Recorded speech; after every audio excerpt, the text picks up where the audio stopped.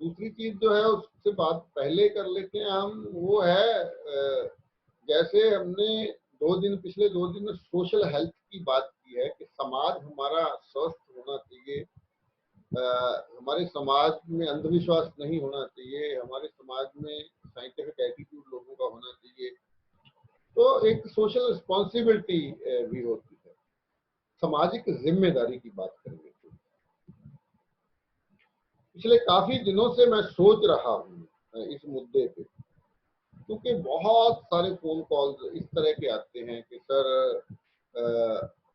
हमें जैसे फीस की बात आती है तो वो लोगों को ऐसा लगता है नहीं जी ट्रीटमेंट तो फ्री होना, या ट्रेनिंग की बात भी आती है तो लोगों को लगता है ये तो मुफ्त में होना चाहिए। तो वो लोग जो ये उम्मीद करते हैं कि कुछ लोग समाज सेवा करें और हमें मुफ्त में चीजें प्रोवाइड करवाएं, वो खुद समाज के लिए क्या करें, ये एक बहुत बड़ा सवाल है। ये उम्मीद भी वही लोग करते हैं जो लोग खुद समाज के लिए कुछ भी नहीं कर रहे। अगर वो खुद समाज के लिए कुछ कर रहे होते तो उनको पता होता कि जब समाज के लिए हम जनहित में कुछ काम करते हैं तो उसमें पैसे की एक बहुत बड़ी जरूरत होती है। तो उस जरूरत को पूरा अगर नहीं किया जा पाएगा तो सोशल वर्क चल ही नहीं सकता, आगे आगे एक कदम भी चला नहीं जा सकता। अगर पैसे की कमी रहेगी तो किसी भी समाज सेवा का जो कार्य है वो आगे बढ़ नहीं सकता। तो इसमें लोगों का कसूर नहीं है, गलती नहीं है लोगों की, लोगों का दोष नहीं है। एक्चुअली हमारे शासन करने वाले लोगों ने लोगों की मानसिकता ऐसी, आप नोट करेंगे कि पिछले 70 साल, आजादी के बाद के जो 70 साल हैं, रोजगार लगातार कम होता गया। रोजगार देने की बजाय सरकारों ने, मैं किसी एक सरकार पे या किसी एक पार्टी पे किंतु नहीं कर रहा, सभी सरकारों ने ये कोशिश की है कि लोगों को मुफ्त में अनाज दिया जाए, उनको रोजगार ना दिया जाए। रोजगार देने की बजाय मुफ्त में अनाज दिया जाना शुरू किया, जिससे लोगों की आदत बनी कि हमें सब कुछ मुफ्त में मिलता रहे, हम मेहनत ना करें।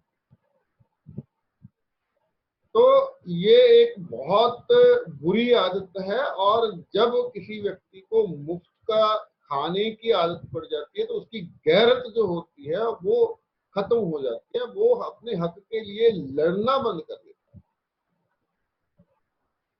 ये बहुत बड़ी बात है, हमें लोगों को इस बात के लिए अवेयर करना होगा कि आप मुफ्त के अनाज की डिमांड मत कीजिए, आप रोजगार की मांग।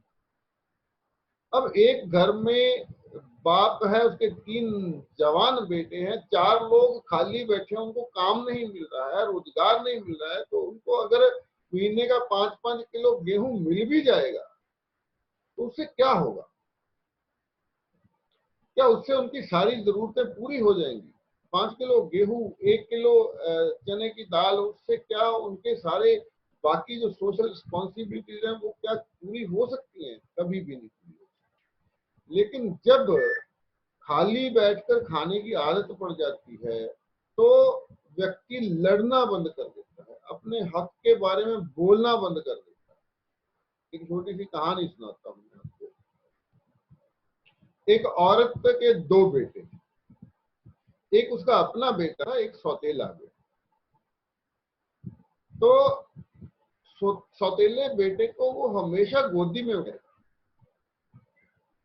लोग बड़े हैरान होते, उसका अपना बेटा मिट्टी में खेलता रहता, गलियों में घूमता रहता, उसकी वो बिल्कुल परवाह नहीं करती थी, सौतेले बेटे को हमेशा गोदी में उठाए। और लोग बड़ा अप्रिशिएट करते हैं इस बात को, देखिए माँ कितनी अच्छी है, सौतेले बेटे के साथ कोई भेदभाव नहीं करती है, बल्कि अपना बेटा इसका ऐसे घूम रहा है, नीचे गलियों में घूम रहा है, मिट्टी में खेल रहा है, लेकिन सौतेले बेटे को ये हमेशा गोदी में उठाए। असल बात तब पता चली जब वो बच्चे बड़े हो गए। बड़े होने के बाद जो रिजल्ट सामने आया कि उसका अपना जो बेटा था वो हट्टा कट्टा था, तंदुरुस्त था और जो सौतेला बेटा था वो पूरे जीवन भर के लिए अपाहिज हो गया। क्योंकि जब उसने चलना सीखना था, जब उसने रुड़ना सीखना था, घुटनों के बल रुड़ के चलना सीखना था, तब उसको उसने गोदी से उतारे ही।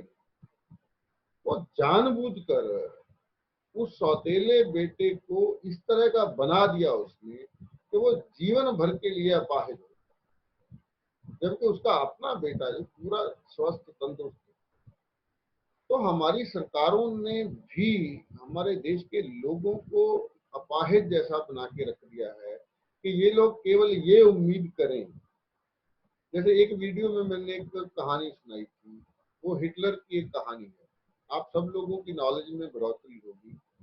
एक बार हिटलर अपनी एक मीटिंग में एक जिंदा मुर्गा लेकर आया। वो अपनी पार्टी मेंबरों को कोई मैसेज देना चाहता। लोग हैरान थे, पार्टी मेंबर उसके हैरान थे कि ये क्या, आज एक मुर्गा लेकर हिटलर आया है। तो हिटलर ने आते ही उस मुर्गे के पंख नोचने शुरू कर दिए। एक एक करके मुर्गा तड़पने लगा, मुर्गा चिल्लाने लगा, लेकिन वो उसके पंख नोचता गया। सब लोग हैरान होकर देखते रहे। जब उसने मुर्गे के सारे पंख नोच दिए, तो पूरी तरह से पंखों के बिना नंगा कर दिया, तो उसने उसको जमीन पर फेंक दिया। जमीन पर फेंक दिया, मुर्गा तड़प रहा था। फिर उसने अपनी जेब में से कुछ दाने निकाले, वो दाने उसने मुर्गे के आगे डाले, तो मुर्गे ने वो दाने खाने शुरू कर दिए। वो दाने खत्म हुए तो मुर्गा हिटलर के पैरों के पास आकर बैठ गया। उसने फिर कुछ और दाने निकाले, उस मुर्गे के आगे डाले, तो मुर्गा हिटलर के पीछे पीछे पीछे पीछे घूमने लगा। उसने अपने पार्टी मेंबरों को एक संदेश दिया कि हमारी जनता भी ऐसी ही है, इनको पूरी तरह से लूट लीजिए, इनको पूरी तरह से खसोट लीजिए, इनको नंगा कर दीजिए, इनका सब कुछ छीन लीजिए। उसके बाद इनके सामने रोटी का एक टुकड़ा डालिए, तो ये पूंछ हिलाते हुए आपके आगे पीछे घूमेंगे। इनको लगेगा कि यही हमारे अन्नदाता हैं, यही हमारे लीडर हैं, यही हमारे मालिक हैं। तो ये एक फिलॉसफी है।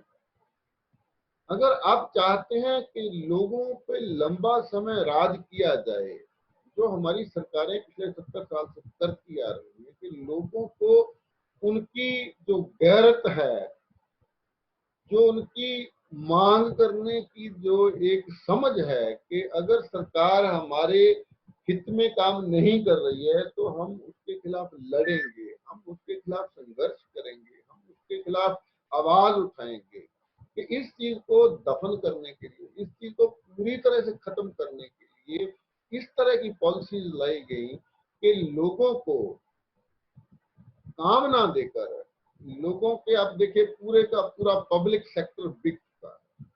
पिछले 6 सालों में एफडीआई 100% हो चुकी है। विदेशी निवेश, मतलब पूरा का पूरा पब्लिक सेक्टर विदेशी कंपनियों को बेचा जा रहा है।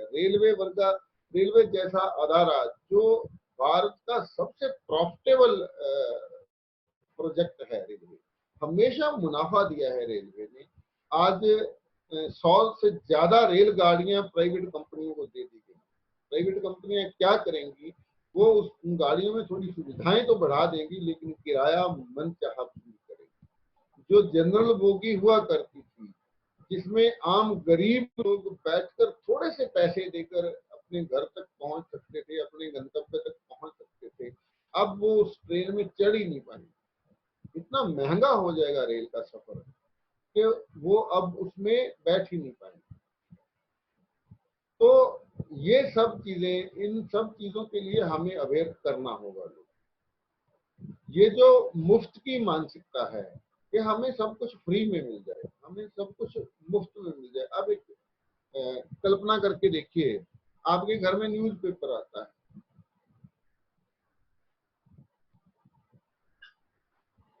उस न्यूज़पेपर की कीमत होती है 2 रुपए। 16 पेज का न्यूज़पेपर 2 रुपए में। अगर आप 16 पेज बाजार में वैसे प्लेन पेज खरीदने जाएंगे तो 2 रुपए में नहीं आएंगे। A4 का एक पेज आपने खरीदना हो तो 50 पैसे का मिलेगा आपको। 3-4 पेज 2 रुपए के बड़ी मुश्किल से मिलेंगे। तो 16 पेज 2 रुपए में न्यूज़पेपर कैसे मिल रहा है आपको? इसका मतलब है कि न्यूज़पेपर आपके उन 2 रुपयों से नहीं चल रहा है। न्यूज़पेपर चलता है ऐड के सहारे, इश्तिहार के सहारे। लेकिन वो 2 रुपए कीमत क्यों रखी गई? न्यूज़पेपर फ्री दिया जा सकता है, क्योंकि वो 2 रुपए की कोई वैल्यू नहीं है न्यूज़पेपर के लिए। उस 2 रुपए से न्यूज़पेपर नहीं छप सकता। लेकिन आप कल्पना करके देखिए, आज आपके घर में एक न्यूज़पेपर आता है, अगर ये फ्री हो जाए तो जितने न्यूज़पेपर छपते हैं आपके घर में वो सब आएंगे और आप एक को भी नहीं पढ़ोगे, एक को भी नहीं पढ़ पाओगे।